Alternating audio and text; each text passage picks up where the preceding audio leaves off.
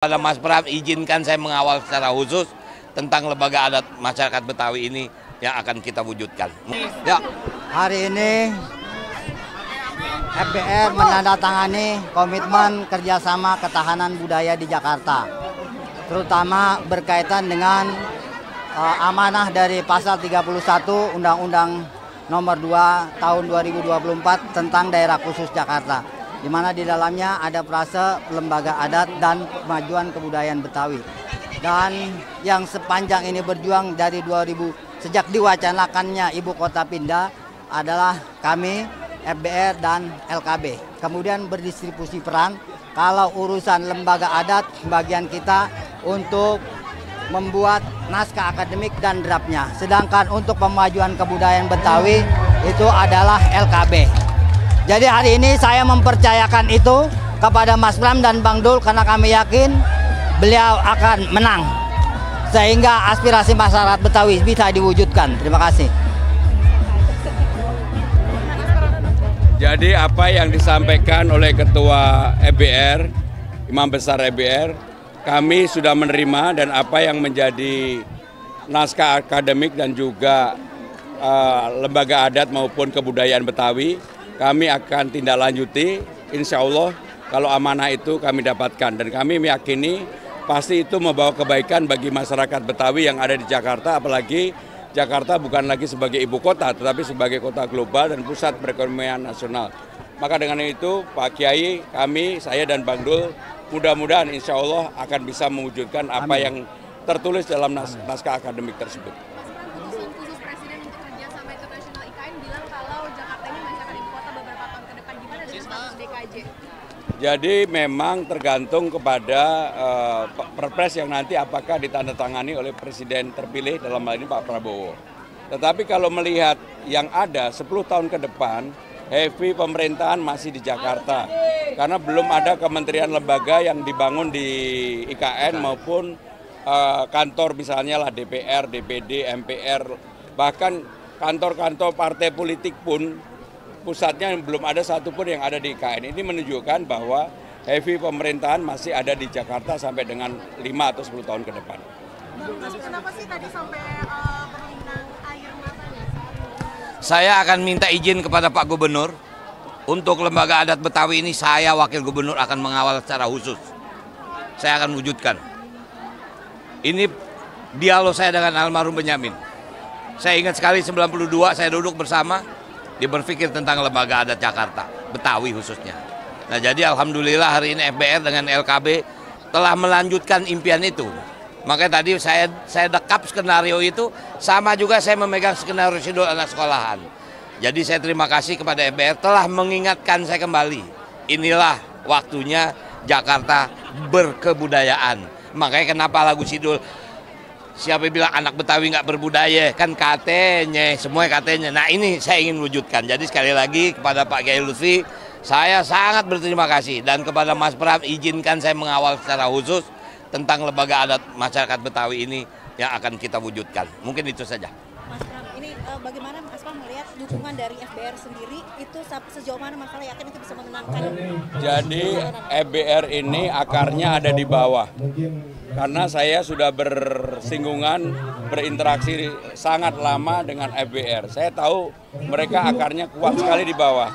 Salah satu yang nanti pasti FBR akan mempunyai peran yang sangat signifikan, nungguin TPS supaya TPS-nya tidak dicurangi. Dan itu yang bisa melakukan adalah FBR. Jadi konkret ya. Mas Pram, kan ini Ketua Kamar Dagang dan Industri menganggap bahwa job fair di setiap kecamatan itu sulit untuk direalisasikan di tengah banyaknya perusahaan yang melakukan PHK. Ini Kamar Dagang yang mana? Ini aku baca. Pokoknya intinya sulit untuk direalisasikan. Ya pokoknya intinya kami akan berusaha untuk merealisasikan. Jakarta perlu temuan-temuan baru, cara-cara baru untuk merekrut orang untuk bisa bekerja.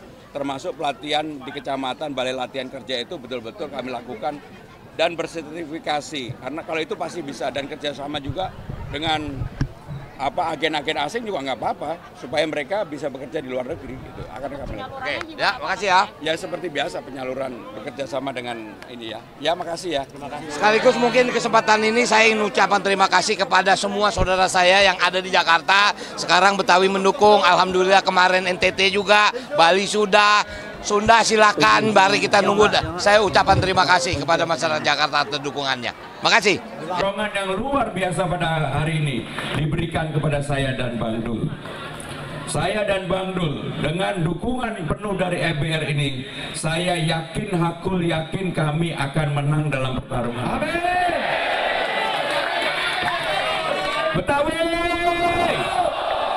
Jakarta, EBR, Pramono Dul. Itulah yang luar biasa yang saya dapatkan energi ini pada pagi hari ini. Saudara-saudara sekalian, apa yang disampaikan oleh Ketua Umum EBR tadi mengenai naskah akademik tersebut, saya sebenarnya dalam sambutan saya sudah mempersiapkan diri, dan insya Allah kalau saya dan Bang Dul jadi gubernur dan wakil gubernur, itu akan kami tindak lanjuti dan kami akan menempatkan EBR sebagai partner strategis pemerintah Jakarta. Bukan hanya seperti sekarang yang terjadi menjadi partner strategis, artinya kalau ada keputusan yang menyangkut bagaimana memajukan kebudayaan Betawi, warga Betawi, Jakarta, bukan hanya urusan Betawi, tetapi urusan lain, kami akan meminta masukan, saran, pendapat dari Forum Betawi Rembuk.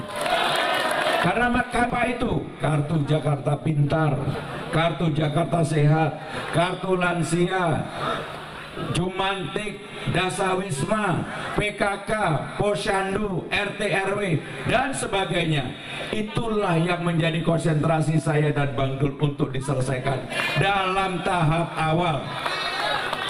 Maka dengan demikian, Pak Kiai, saya secara terbuka sudah mengatakan untuk RT RW kami berkonsentrasi penuh. Insentif untuk RT yang dulu 2 juta menjadi 4 juta, RW yang 2,5 juta menjadi 5 juta, dan seluruh RT RW akan kami pasang CCTV untuk mengurangi kekerasan, untuk mengurangi bullying, untuk mengurangi ancaman narkoba bagi anak-anak kita. Itulah yang akan kami lakukan. Pak Kiai, sekali lagi, saya ini sama beliau bukan orang yang kenal baru hari ini, saya kenal lama sekali. Bahkan dulu ketika Pilpres yang dulu pun saya sudah ketemu dengan Pak Kiai. Tetapi dulu saya orang di belakang panggung, sekarang harus ada di depan panggung. Dan sekarang orang yang bertarung, dan saya ini bertarung. Kalau ngomong Betawi, boleh dilihat di Instagram saya yang terbaru. Menantu saya 1000% Betawi asli. Saya barusan dikirimi bir pletok sama dodol Betawi. Dia melet saya supaya saya menjadi lengket sama calon menantu saya ini. Tetapi kalau jadi gubernur, saya tidak keberatan kalau diusulkan menjadi Bang Pram kalau menjadi gubernur. Karena supaya mempunyai kedekatan, kelekatan sama kultur budaya Betawi ini. Tetapi kalau masih maju, yang sebelumnya Mas, sebelumnya Cak, sebelumnya Kang, tiba-tiba mau merubah menjadi Bang, udahlah, itu dalam rangka untuk Pilgub. Maka saya, kalau sudah terpilih, saya bilang sama Bang Dul, Bang, kalau sudah terpilih saya mau dipanggil Bang Pramono atau Bang Pram. Maka dengan demikian saudara-saudara sekalian, apa yang akan saya lakukan? Saya akan bekerja sungguh-sungguh untuk memajukan Jakarta. Dengan pengalaman panjang saya 25 tahun di pemerintahan, 2 kali menjadi menteri, pernah jadi sekretaris Presiden Megawati, pernah menjadi pimpinan DPR, 4 kali menjadi anggota DPR, pengalaman itu panjang sekali. Maka saya sekarang ini begitu turun di bawah, apa yang saya dengar adalah keluh kesah yang itu nantinya akan kami selesaikan. Saya tidak akan iming-iming dengan sesuatu yang besar yang pasti tidak bisa untuk dilakukan. Saya akan bekerja konkret untuk apa yang bisa dilakukan yang bermanfaat secara langsung bagi warga Jakarta, terutama bagi warga Betawi yang ada di Jakarta.